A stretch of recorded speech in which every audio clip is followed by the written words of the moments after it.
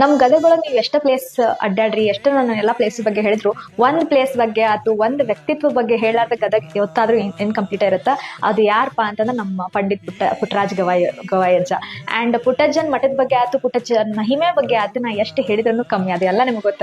ಯಾಕಂದ್ರ ಅಜ್ಜಾರ್ ಹೆಂಗಂದ್ರ ಒಂಥರ ಗಾನ ಯೋಗಿರಿ ಅವ್ರು. ಲೈಕ್ ಈ ಒಂದು ವಾದ್ಯ ಬಾರ್ಸಿಲ್ಲ ಅಂತಿಲ್ಲ, ಈ ತರ ಒಂದು ಸಂಗೀತ ಅವ್ರೊಳಗೆ ಇಲ್ಲ ಅಂತಿಲ್ಲ. ಅಂಡ್ ಬರೀ ಮ್ಯೂಸಿಕ್ ಬಗ್ಗೆ ಅಷ್ಟೇ ಹೇಳುದಿಲ್ಲ, ಬಟ್ ಅವ್ರು ಅಷ್ಟು ಒಂದು ಪವಾಡ ಪುರುಷನು ಅಂತಿದ್ರು. ಲೈಕ್ ಬಹಳ ಏನೋ ಸ್ಪಿರಿಚುವಲಿ ಬಹಳ ಅಜ್ಜಾರ್ದ ಮಹಿಮೆ ಬಹಳ ಇದೆ. ಲೈಕ್ ಇವತ್ತಾದ್ರೂ ಗದಗೊಳಗ ಏನೋ ಜಾತ್ರೆ ಮಾಡ್ಲಿ, ಏನೋ ಪೂಜೆ ಇರ್ಲಿ, ಅಜ್ಜಾರ್ ಮಠಕ್ಕ ಸುತ್ತು ಊರ್ ಎಷ್ಟಿದಾವಲ್ಲ ಗದಗಿಂದ ಎಲ್ಲಾನು ದೂರದಲ್ಲೇ ಬರ್ತಾರ ಹಳ್ಳಿಯಿಂದ ಜನ. ಅಷ್ಟು ನಂಬಿಕೆ ರೀ ಅಜ್ಜಾರ್ ಮೇಲೆ. ಯಾಕಂದ್ರ ಅಜ್ಜಾರ್ದ ಏನ್ ಮಹಿಮೆ ಇದೆ, ಪವಾಡ ಇದೆ, ಅದು ಬೇರೆ ಲೆವೆಲ್. ಅಂಡ್ ಇವತ್ ನಾ ಅಜ್ಜ ಬಗ್ಗೆ ಹೇಳ್ಬೇಕಂತಂದ್ರ ನಾನೇನೋ ಆ ಲಾಸ್ಟ್ ಮೊಮೆಂಟಿಗೆ ಅವ್ರಿಗೆ ನೋಡಕ್ ಆಗ್ಲಿಲ್ಲ, ಬಟ್ ಇವತ್ತು ಅವ್ರಿಗೆ ನೆನೆಸ್ಕೊಂಡ್ರ ಬಹಳ ಬಹಳ ಖುಷಿ ಆಕೈತಿ. ದಟ್ ನಾವೆಲ್ಲ ಅವ್ರ ಒಂದ್ ಗದಗ್ ಹೆಂಗಂತಂದ್ರ ಅಜ್ಜಾರ್ ಅಂಗಳ ಇದ್ದಂಗ, ನಾವ್ ಆ ಒಂದ್ ಅಂಗಳದೊಳಗ್ ಬೆಳೆದ್ ಬಂದಿವಲ್ಲ ಅಂತ ಹೇಳಿ ಹೇಳ್ಕೊಳಕ್ ನಂಗೆ ಬಹಳ ಖುಷಿ ಆಕೈತಿ.